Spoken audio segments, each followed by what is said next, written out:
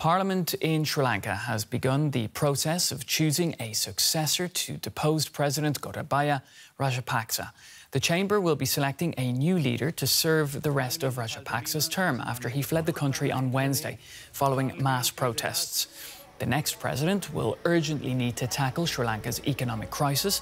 People are struggling with shortages of many basic necessities like food, fuel, medicine and fertilizer.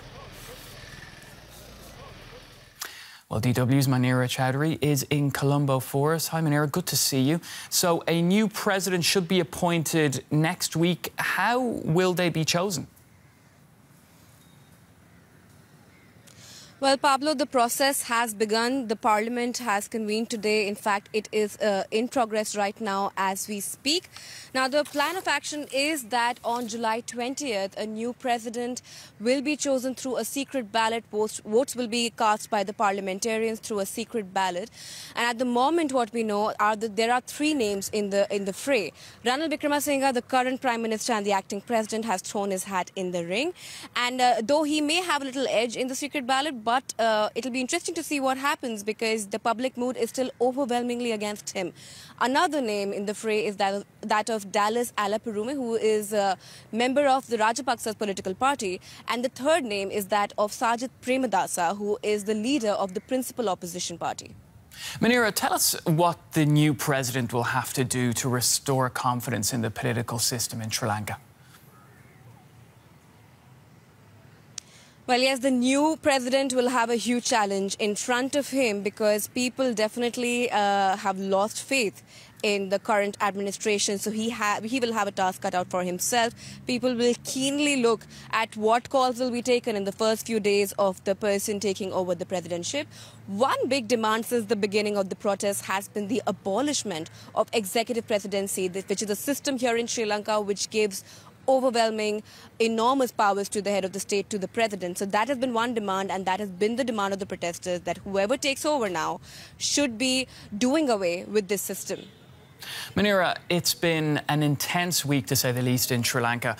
What have the past 7 days meant for the country's citizens?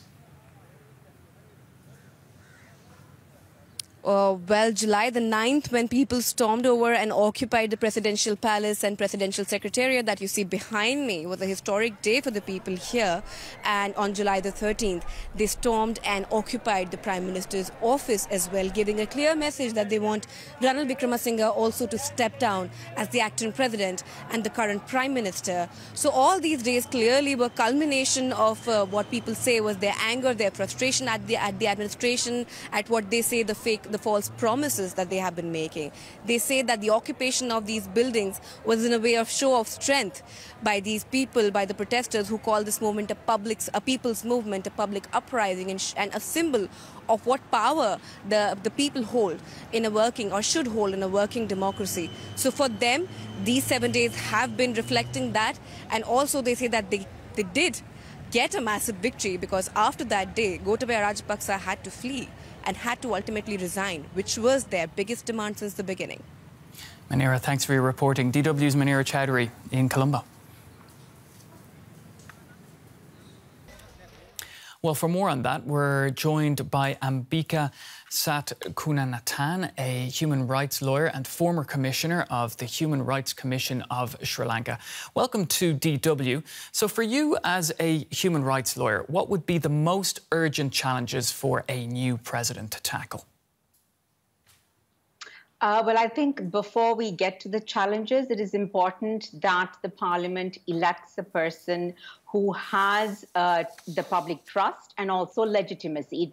Right now, it appears that the person who might be elected is the current acting president, Ranil Wickremesinghe, who did not even win his seat to Parliament, and against whose premiership there has been a lot of opposition. So I think public trust and legitimacy is key if the new president is to go ahead with economic recovery, because political stability is important, and we're not going to get that if the new president doesn't have public support. That said, three things the new president would have to do and to take forward is abolition of the executive presidency, the law that allows them to call out the armed forces to maintain law and order, that would have to be rescinded and not reissued. And finally, elections, a very clear plan to hold elections as soon as practically possible is the way out of this impasse.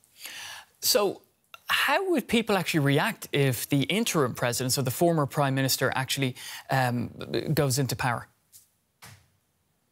I think the public are already very concerned about it. You can see that in the protests. You can see that in social media. And if he is elected, that would lead to the protests continuing. That would lead to tensions. It would lead to more conflict and a lot of public opposition, which would create or exacerbate the existing instability, which means we really can't focus on the important issues like solving the economic crisis and dealing with the basic needs of the people who have been subjected to immense suffering.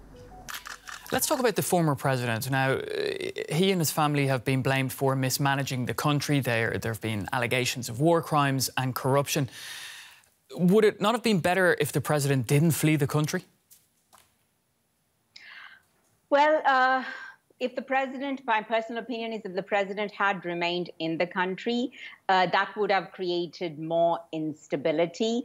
As it is, I think the presence of the Rajapaksa's continued presence means continued instability because they are a very effective opposition and their aim is to get back into power. Plus, the history of the criminal justice system in Sri Lanka does not inspire confidence, particularly in relation to holding those responsible for human rights violations accountable. So perhaps since universal jurisdiction is widely used now, increasingly used, there is perhaps a better chance of holding him accountable outside the country than inside. Ambika Satkunanathan, former Commissioner of the Human Rights Commission of Sri Lanka and a human rights lawyer. Thanks for joining us on DW. Thank you.